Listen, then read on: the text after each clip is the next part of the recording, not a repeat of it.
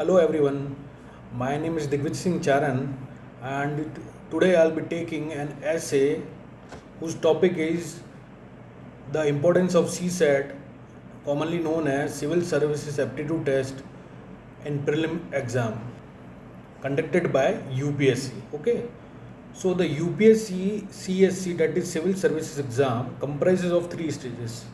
First one is preliminary exam, second one is mains exam, and third one is interview stage. The first one stage known as prelims exam, in which two papers are there. First one is general studies and the second one is CSAT, that is Civil Services Aptitude Test. Okay. Now coming to main exam, it comprises of 9 papers, and the last stage known as interview, it comprises of 275 marks. Okay. Now moving to the first paper of preliminary exam, general studies. So the general studies paper comprises of many topics: current events, history of India and Indian national movement, Indian and world geography, polity and governance of India, similarly economy and development of society, environmental ecology, biodiversity and climate change, and the last one is general science, right? Similarly, on the other end, the second one paper of preliminary stage is CSET.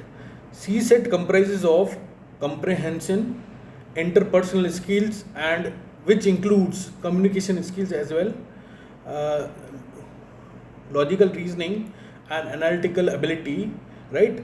Decision making and problem solving methods.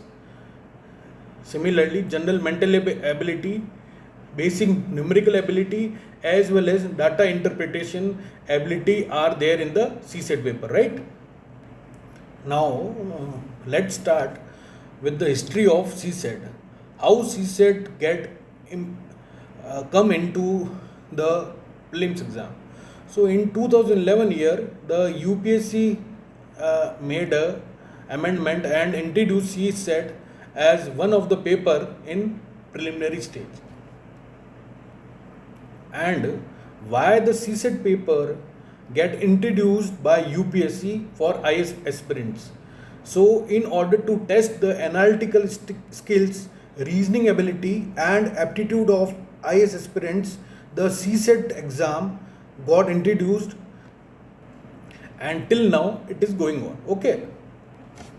वो अगर कहा जाए तो 2011 में UPSC द्वारा CSAT को prelims exam में इसलिए शामिल किया गया था। उस समय तक दो पेपर हुआ करते थे। ओके, पहला था जनरल स्टडीज़ और दूसरा था ऑप्शनल। कोई भी स्टूडेंट या आईएएस एस्पिरेंट जो इस एग्ज़ाम को देता था, वो कोई भी एक उसका ऑप्शनल, भले history, polity, economy, what ever it is, उसको चूज़ करता था और वो एक 200 नंबर का पेपर होता था ऑप्शनल का, और दूसरी ओर जनरल स्टडीज़ का पेपर होता था। इन दो पेपर को करके वो पर्टिकुलर कैंडिडेट मेंस एग्ज़ाम तक पहुंच जाता था। इसमें उस पर्टिकुलर आईएएस एस्पिरेंट या कैंडिडेट की यूपीएससी द्वारा एनालिटिकल स्किल्स, रीजनिंग एबिलिटी की स्किल्स और एप्टीट्यूड स्किल्स ये बिल्कुल भी पता नहीं चल पाती थी। इस चीज़ को जानने के लिए यूपीएससी ने इस पेपर को अमेंड कर दूसरा पेपर सीसेट के रूप में, मतलब ऑप्शनल को हटाया गया था और उसके जगह पे ये सीसेट का पेपर लाया। उस समय से 2011 से आज 2020 तक सीसेट को एज इट इज़ एक खाली इस चीज़ को जानने के लिए ये इस प्रीलिम्स स्टेज में शामिल किया गया है। Now let's move to the CSAT strategy for the upcoming IS prelims 2020. Okay, जो 2020 4 अक्टूबर को प्रीलिम्स एग्ज़ाम होने जा रहा है, उसमें सभी आईएएस प्रिंट्स को मैं कुछ सीसेट के लिए कुछ ऐसी स्ट्रेटजीज़ यहाँ बताना जा रहा हूँ जिससे निश्चित तौर पे उनको आगामी समय में इस एग्ज़ाम को देते वक्त उनको हेल्प होगी ही होगी।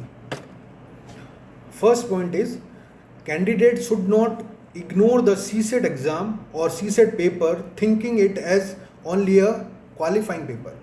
किसी भी हाल में जो आई एस्पिरेंट है वो ये नहीं सोचे या समझे कि ये सिर्फ एक क्वालिफाइंग पेपर है, इसको भी उतना उतना वेट दें, उतना उतना टाइम दें कि वो इस पेपर के अंदर जो भी पूछा जा रहा है, जितना भी स्टडी मटेरियल है, उसको उसी ढंग से पढ़े जैसे कि वो जनरल स्टडीज को पढ़ता आया है, ठीक है। Now coming to the second point, which is also Very important.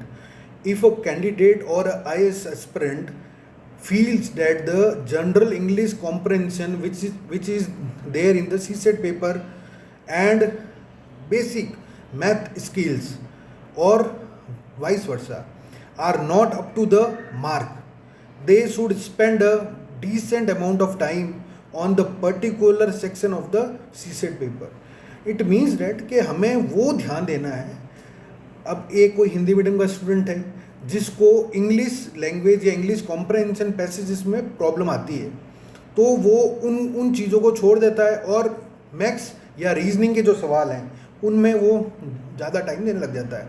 वो भी कुछ हद तक सही है, उसमें उसको उस ढंग से प्रिपरेशन करने में कोई प्रॉब्लम नहीं है, बट उसको ये भी ध्यान में रखना है कि कुछ पोर्शन मैं उस चीज़ का भी करूं जिसमें कि अगर इन केस जो उसने प्रिपेयर किया है, जैसे उसने मैथ्स प्रिपेयर करी है और बाय चांस उस साल में अगर मैथ्स बहुत हार्ड आ गई, तो पीछे बचा हुआ ऑप्शन क्या रहेगा उसके पास, वो रहेगा इंग्लिश। तो इंग्लिश में भी उसको वो ही प्रिपेयर करना है उसी ढंग से कि कुछ पोर्शन उसको इतना तो आ ही जाए कि अगर इन केस मैथ्स अगर हार्ड आता है तो हमें इंग्लिश को भी थोड़ा बहुत अटेंड करके आना ही है, तभी हम अगले वाले स्टेज में जो अपियर होने के लिए एलिजिबल हो पाएंगे, राइट।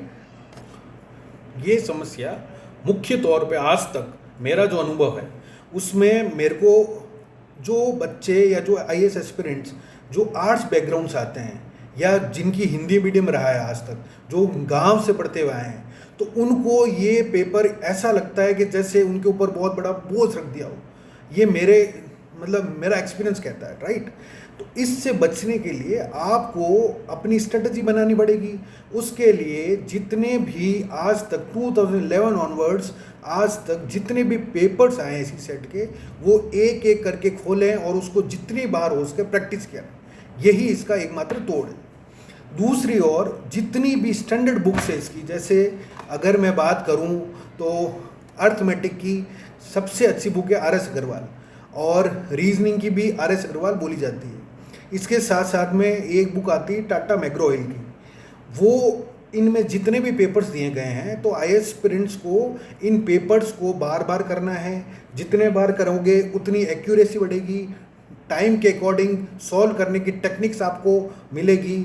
ये सारा करने पर ही आप सी सेट की एक्चुअलिटी जान पाएंगे और भाप पाएंगे कि हमें एक एग्ज़ाम में जब जाना है या बैठेंगे तो हमको 2 घंटे के अंदर अंदर इस ढंग से अपनी स्ट्रेटजी बनानी है और साथ साथ में हमें ये करते हुए आगे बढ़ना है, right. Okay, now moving to the next point which is always also very important as respect to the upcoming CSET. Okay, questions from data interpretation, logical reasoning etc. are generally easy. जो इसमें से सवाल आते हैं वो easy होते हैं, but the candidate is unfamiliar with them. जब आप वहाँ जाते हो तो आपको ये पता चलता है कि जो मैं पढ़ के आया हूँ उतना पढ़ ही नहीं पाया, कुछ ना कुछ ऐसा कारण रह जाता है।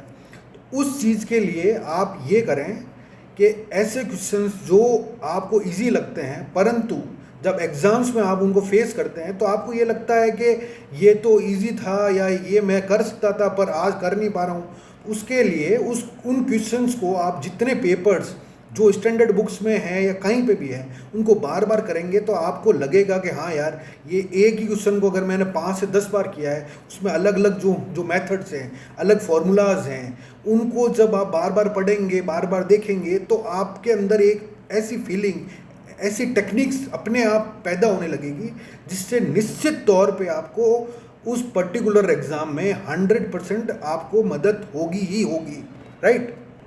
And the final point which is required for the strategy of CSET is some of the CSET questions. जो CSET के पेपर में ऐसे क्वेश्चंस आपको मिलेंगे which are lengthy and time consuming, right?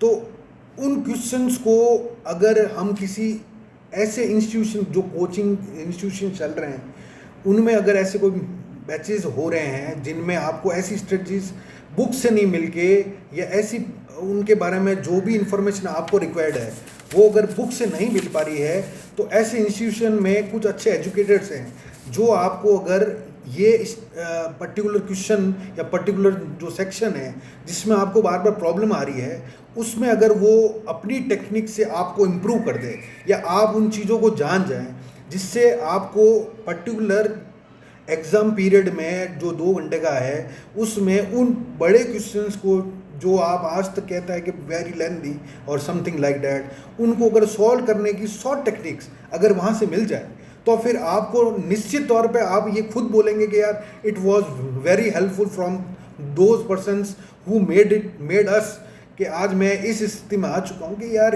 इस पर्टिकुलर क्वेश्चन को भी मैं आज इतने कम समय में सॉल्व कर पाया, राइट।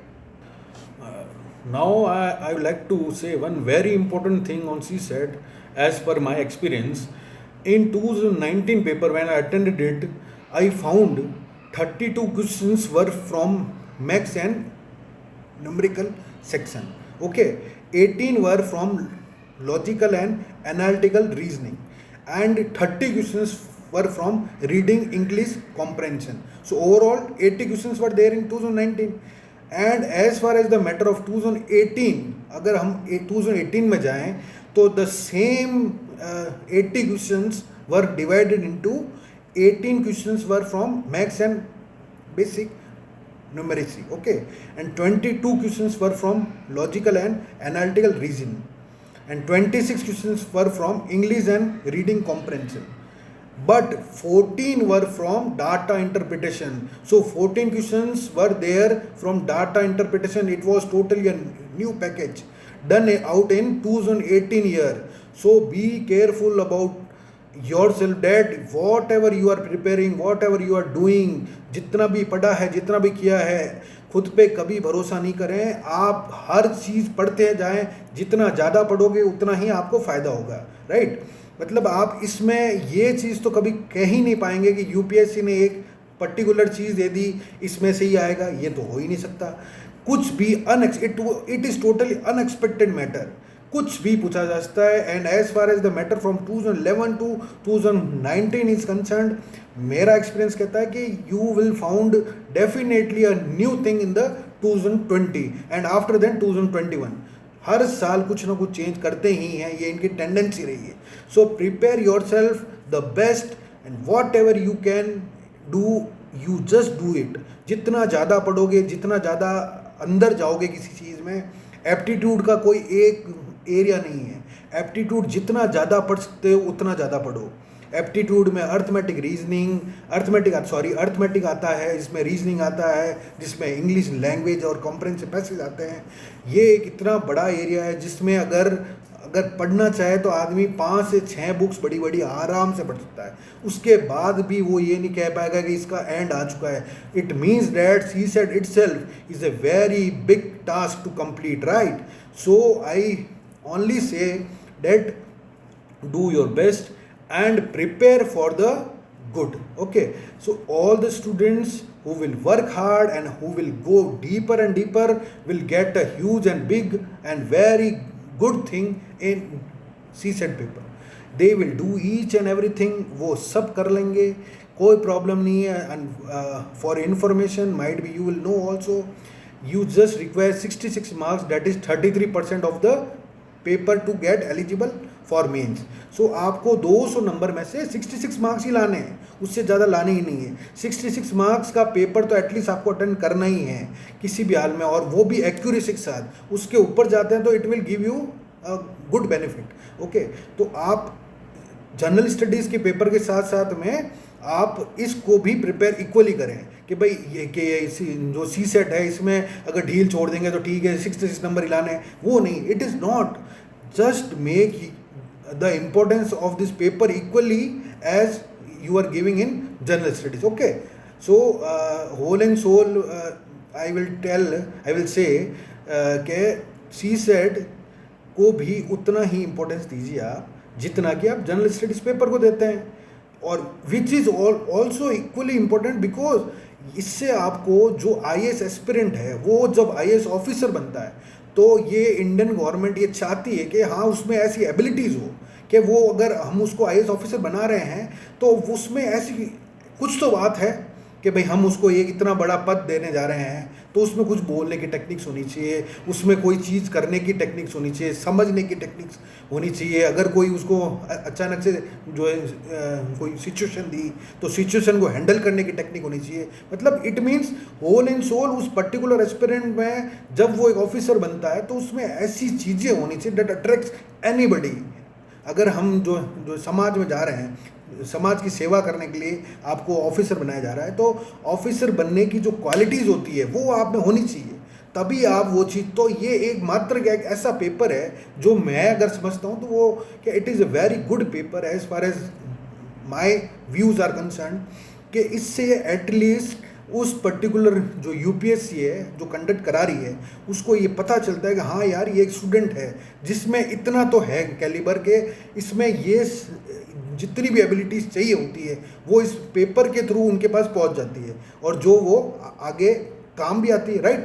तो in the end I like to say that this is whole and soul the introduction of the importance of CSAT in the prelims exam of UPSC, right. Thank you.